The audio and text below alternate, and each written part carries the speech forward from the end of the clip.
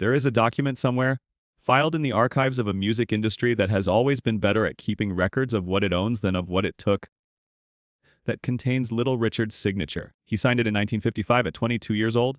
At the moment when he was so hungry for the opportunity it represented, that the specific terms of what he was agreeing to were secondary to the fact that someone was finally saying yes. He had been told no by so many people for so many years that yes in any form carried a weight that made careful reading difficult. He signed. The music industry received, in exchange for that signature, something worth tens of millions of dollars. Little Richard received, over the years that followed, a small fraction of what his work produced, a fraction so disproportionate to the value of what he had created that the accounting, when examined clearly, looks less like a business arrangement and more like a systematic extraction. The extraction was legal. This is the most important thing to understand about what happened to Little Richard and to dozens of artists like him in the 1950s and 1960s. It did not require fraud in the narrow legal sense. It did not require anyone to forge his signature or misrepresent a number or violate the specific terms of the agreement he had signed. It simply required a contract structured in ways that a 22-year-old performer with no legal representation and no industry experience could not fully understand. A contract that transferred the most valuable assets of his creative output to the label, while leaving him with a royalty rate so low that even massive commercial success would translate into relatively modest personal income. This is the story of that contract, of what Little Richard signed and what he surrendered when he signed it, of how the music industry of that era was structured to ensure that the financial rewards of black musical innovation flowed predominantly toward the institutions that owned and distributed the music rather than the people who created it, and of what Little Richard did when he finally understood the full dimensions of what had happened, not just to him, but to an entire generation of artists who had built rock and roll and received, in return, a fraction of what rock and roll was worth. But to understand the contract, you first have to understand the desperation that preceded it, because no one signs a bad deal from a position of strength. Richard Wayne Penniman had been trying to secure a recording contract for 4 years when the letter from Specialty Records arrived. 4 years of demonstration recordings sent to labels that did not respond. 4 years of auditions that produced polite rejections, or worse, sessions that generated recordings that were then shelved without explanation. 4 years of performing in clubs and roadhouses and medicine shows and Chitlin circuit venues, building a regional reputation that the national recording industry showed no interest in converting into anything more formal or more lucrative. He was not a naive person. He had grown up in circumstances that required a particular kind of practical intelligence. The intelligence of someone who understands early that the world's official systems are not always designed with their interests in mind, and who learns to navigate accordingly. He had watched his father operate on the edges of respectability, running a bar while serving as a church deacon, managing the contradiction with the pragmatism of someone who understood that survival sometimes required holding incompatible things simultaneously. He had watched the music industry from the outside for years, learning its structure, understanding, as well as an outsider could, how it worked and for whose benefit. But understanding a system from the outside and understanding the specific legal instruments through which that system operates are different things. When Bumps Blackwell brought him to New Orleans and the session produced, Tutti Frutti, and Specialty Records expressed genuine interest in signing him, Richard was operating in territory that was new and that he had no professional infrastructure to help him navigate. He had no lawyer. He had no manager experienced in music industry contracts. He had no one in his corner whose job was to read the document carefully and explain what he was agreeing to and negotiate the terms that were negotiable. What he had was the offer itself, and after 4 years of nothing, the offer was everything. The contract he signed with Specialty Records in 1955 was not unusual for its era. This is crucial to understand. Art Rupe, Specialty's founder, was not running an unusually predatory operation by the standards of the independent label world of that period.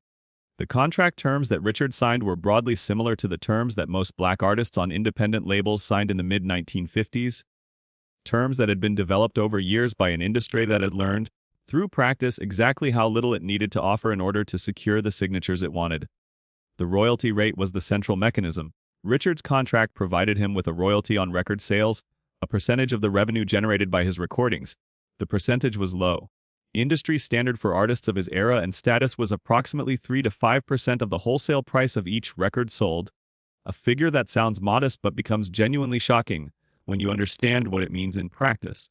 Tutti Frutti sold hundreds of thousands of copies. Good Golly Miss Molly, Lucille, Jenny Jenny, the cascade of hits that followed in 1956 and 1957 sold in aggregate numbers that, at anything resembling a fair royalty rate, would have made Richard a wealthy man many times over.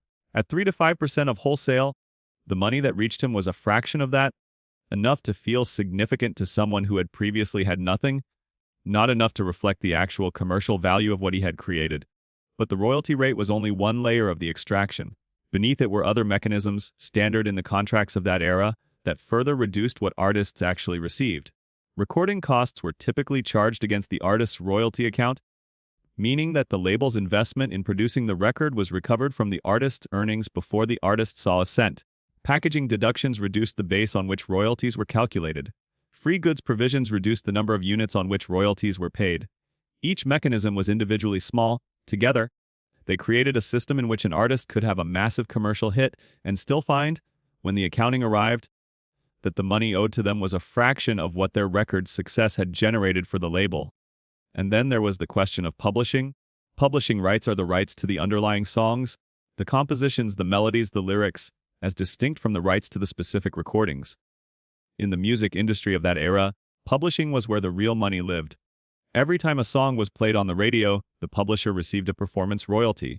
Every time the song was covered by another artist, the publisher received a mechanical royalty. Every time the song was licensed for use in film, television, or advertising, the publisher received a synchronization fee.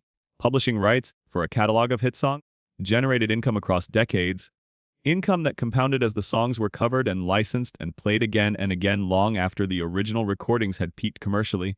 Little Richard did not own the publishing rights to his songs. In the contracts of that era, it was standard practice for labels to require artists to assign their publishing rights as a condition of the recording deal. Artists who lacked legal representation and industry knowledge typically did not understand the full long-term value of what they were signing away. They understood the immediate transaction, the advance, the royalty rate, the opportunity to have their records made and distributed, but the long-term financial architecture of publishing rights was not always made clear, and the people whose job it was to explain it had an interest in not explaining it too thoroughly. Richard's songs, Long Tall Sally, Good Golly Miss Molly, Lucille, Jenny, and the rest of the catalog he built in those extraordinary years, became, through the standard mechanisms of the recording contracts he signed, the property of entities other than himself. The income those songs generated across the subsequent decades, through covers, through licensing, through the perpetual radio play that comes with having written foundational rock and roll, flowed to those entities rather than to the man who had created the sounds and found the words and sat at the piano and released, from somewhere deep inside himself, something that the world had not previously heard. He received some of this income, but a fraction, a consistently structurally, legally enforced fraction. The specific numbers are difficult to pin down precisely because the accounting practices of independent labels in the 1950s were not always transparent, and because Richard, like most artists of his era, did not have the legal resources to audit the label's books and verify that what he was being paid reflected what he was owed under even the modest terms of his contract. There were persistent allegations, made by Richard himself and by other artists of the period, that royalty statements did not accurately reflect actual sales figures, that accounting practices understated revenue in ways that further reduced what artists were paid. What is documented beyond dispute is the general structure of the financial relationship. Little Richard created music that generated enormous commercial value, and the financial reward he received for creating that music was disproportionately small relative to that value. He was not unique in this. He was representative of a pattern that defined the relationship between black artists and the music industry throughout the era in which rock and roll was born. He began to understand the dimensions of what had happened in stages. The first stage was the simple experience of watching the money, or the absence of it. He was having hits. His records were climbing charts, his name was everywhere, and the financial reality of his daily life did not reflect the commercial reality of his career in the ways he had expected. He was not poor. The royalties, even at the contracted rate, and the income from live performance provided a real living. But he was not wealthy in the way that the scale of his commercial success suggested he should be. He asked questions. He spoke with other artists who had been through similar experiences. He began to understand, gradually and then with increasing clarity, the specific mechanisms through which the gap between his commercial success and his personal financial reward had been engineered. He came to understand that the contract he had signed in 1955 in his desperation for any yes after years of no had transferred the most valuable long-term assets of his career to the label while leaving him with a royalty structure that would never fully reflect what he had created. The understanding produced the particular kind of anger that comes not from surprise but from recognition. The anger of someone who has suspected something for a long time and has finally confirmed it. It was not the sharp anger of sudden betrayal.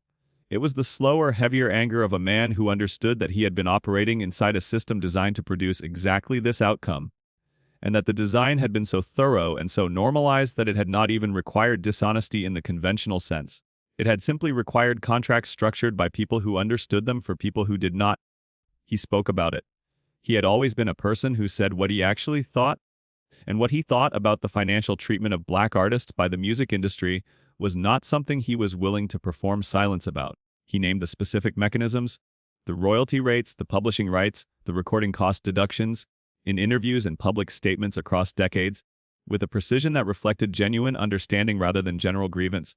He was not simply angry, he was specific. He knew what had been taken and approximately how much it had been worth and who had benefited from the taking. This specificity made some people uncomfortable. The music industry preferred the general celebration of rock and roll's origins to a detailed examination of the financial conditions under which those origins had been exploited. The narrative of Little Richard as a foundational figure, celebrated, influential, historically important, was one the industry could accommodate.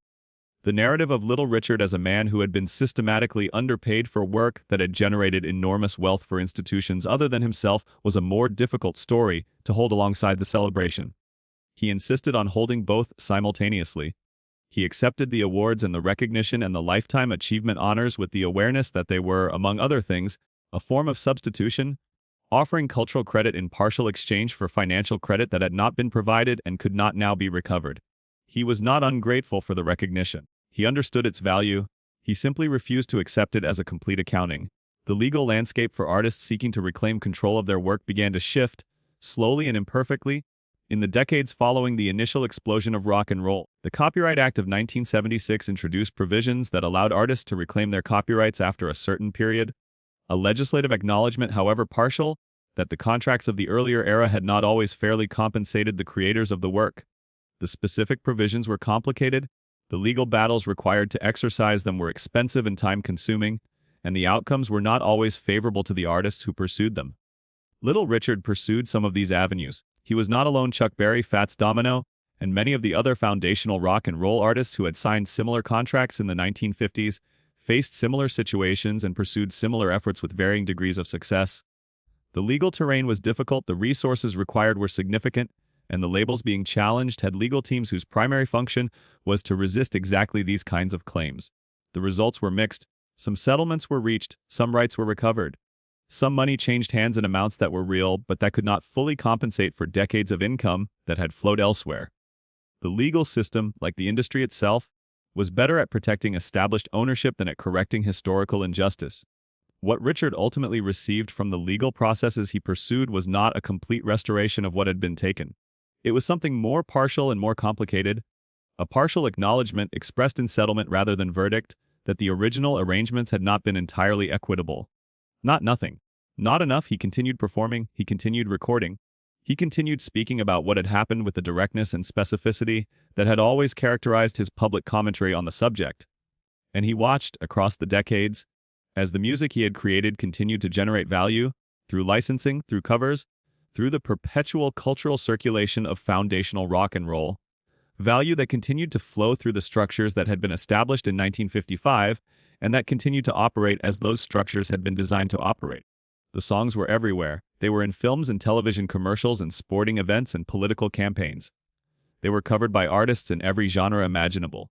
They were played at parties and weddings and bars across the world, recognizable after a single note, capable of producing in listeners who had never set foot in Macon, Georgia, the specific physical response that Richard had first produced in a New Orleans studio in 1955. The songs were worth an enormous amount of money. They had always been worth an enormous amount of money. The question of whose money it was had been answered, legally and contractually, in 1955, when a 22-year-old performer had signed a document he did not fully understand because he had been told no for 4 years, and finally someone was saying yes. There is a particular kind of dignity that survives financial injustice. It is not the dignity of contentment, of a man who has made peace with what was taken from him and decided to focus on what remains. It is something harder and more honest than that. It is the dignity of a man who knows exactly what happened, names it accurately whenever he is given the opportunity, refuses to perform gratitude for partial acknowledgement of a wrong that has never been fully righted, and continues to do the work that he was made to do regardless of whether the financial reward for that work reflects its actual value. Little Richard had this dignity. He had it in abundance, and he carried it across decades with a consistency that was remarkable precisely because it was neither bitter nor resigned. He was angry about what had happened, genuinely, specifically, articulately angry, in the way that people who understand injustice clearly are angry rather than the way that people who feel vaguely wronged are angry. But the anger was not the whole of him. It existed alongside the music, alongside the performance, alongside the gospel faith that had formed him and the rock and roll fire that had expressed him and the complicated spiritual history that had defined the relationship between those two things across his entire life. He was not reducible to his grievance. He was a person who had a grievance and was right about it and said so clearly, and who was simultaneously a great many other things, a performer of extraordinary gifts, a man of genuine faith, a figure whose influence on the subsequent history of popular music was so vast and so thoroughly documented that it required no exaggeration to state accurately. The contract he signed in 1955 did not take his music from him. It took the financial reward for his music, a different thing, though the difference is not always easy to articulate. The music itself remained his in the only way that ultimately matters. It came from him. It carried his specific identity. It could not have been made by anyone else, and no contractual transfer of publishing rights or royalty structure could change the fact of its origin. But the money mattered, not as an abstraction, not as a symbol, but as a practical reality that shaped his life and the lives of artists like him across the decades of rock and roll's commercial ascendancy. The money that did not reach him was money that could have provided security, resources, the practical freedom that wealth provides. Its absence was not a minor inconvenience. It was a structural condition that affected everything. He named it, he kept naming it, and in the naming he did something that extended beyond his own situation. He made the mechanism visible, described in clear language how it worked, gave subsequent generations of artists and advocates and legal reformers a detailed account of exactly what had been done and how it had been accomplished within the framework of the law. The music industry has changed since 1955. Not enough, not as much as the scale of the historical injustice would seem to require, but the changes that have occurred, the contractual reforms, the copyright reclamation provisions, the growing awareness among artists of the importance of understanding what they sign and retaining legal representation before they sign it, owe something to the people who named what was wrong clearly enough and persistently enough that the naming eventually produced pressure for change. Little Richard was among those people. He was not the only one, but he was one of the most specific, one of the most persistent, and one of the most impossible to dismiss, because the music that the contracts had exploited was so undeniably foundational, so thoroughly documented as the origin of something that the world continued to value, that the injustice of the financial arrangements could not be separated from an acknowledgement of the music's worth. The Zirella contract, the arrangement that gave him his start and gave the label everything that the start would eventually be worth, was the instrument of the extraction, but it was not the end of the story. The end of the story is still being written, in the ongoing work of artists and advocates who are trying to build an industry that does not require its creators to sign away their futures in exchange for their first yes. Little Richard signed a document in 1955. The music industry received something worth tens of millions of dollars. He received a fraction of that, across decades of legal effort and public advocacy, and the persistent, unsilenced insistence that the accounting be made accurate. He was right about what it was worth. He was right about what had been taken. He was right to keep saying so, and now the record, not the vinyl record but the historical one, reflects it. End of story. Script.